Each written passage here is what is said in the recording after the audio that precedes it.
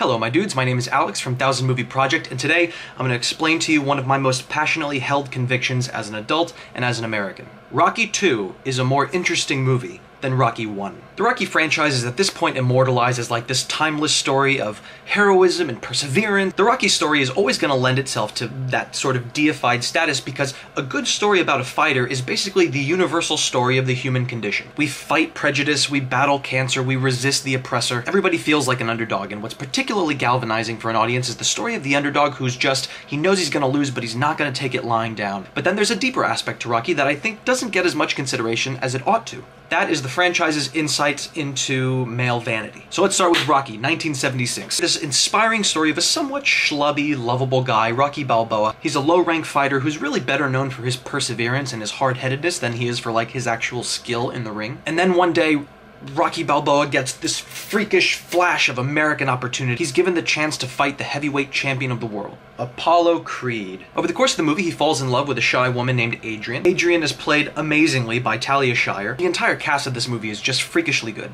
But so he falls in love with Adrian, and with Adrian in his corner, Rocky starts training and training to beat the champion and win the title. Or so we're led to believe. He confides to Adrian that he's really not that interested in winning the title. What Rocky wants to do, as he puts it, is go the distance. He wants to last 10 rounds in the ring with one of the best fighters in the world. He's not interested in victory, he's not interested in fame or the belt, none of that. Rocky is interested in proving his own worth, his own strength, his own skill to himself. So Rocky trains and trains, it's heroic, it's beautiful, it's wonderful to watch. He goes to the fight, he gives it his all, he lasts the full 10 rounds, but it's not quite enough. He loses the fight by split decision. Doesn't matter though, because Rocky's whole goal was to just prove to himself that he could go the distance. Anyways, cut to Rocky 2. Rocky 2 happens to be my second all-time favorite movie. Now Rocky 1 is a very encouraging, inspiring movie because it communicates beautifully the idea that the victory that you get on paper, the victory that manifests itself in money and trophies and all that stuff, that's not the kind of victory that counts. Rocky 2 is interesting because it says the exact opposite. Rocky 2 is the movie that provides us the window into what I think is sort of the governing theme of the whole franchise, which is male vanity. Rocky 2 picks up right where Rocky 1 left off. Rocky, being a lovable schlub who's just not that smart, blows all the money that he earned in the fight, and now he's sort of desperate for work. And Apollo Creed, who is still the champion after Rocky 1,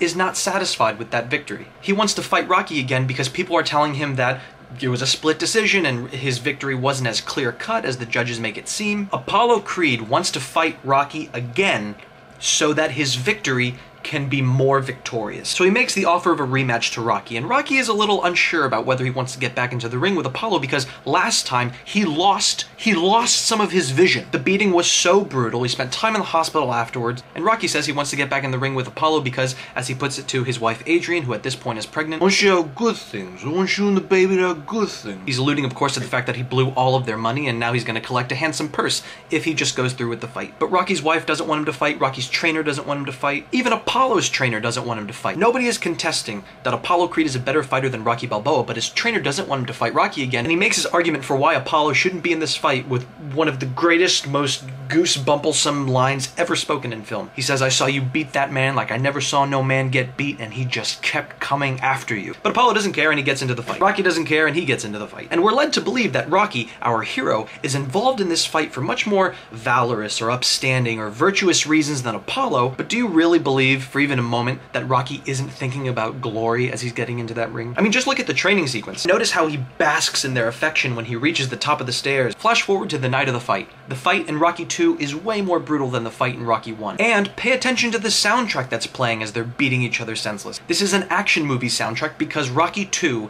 is an action movie. Rocky 2 is more interesting than Rocky 1 because it sheds the veneer of trying to simply be a wholesome, inspiring story. Instead, it reveals itself for what it has been from the beginning and what it will go on to be for the rest of the franchise. It's the story of a man fighting with and fighting for his ego. I'm Alex from 1000 Movie Project. Thanks for watching.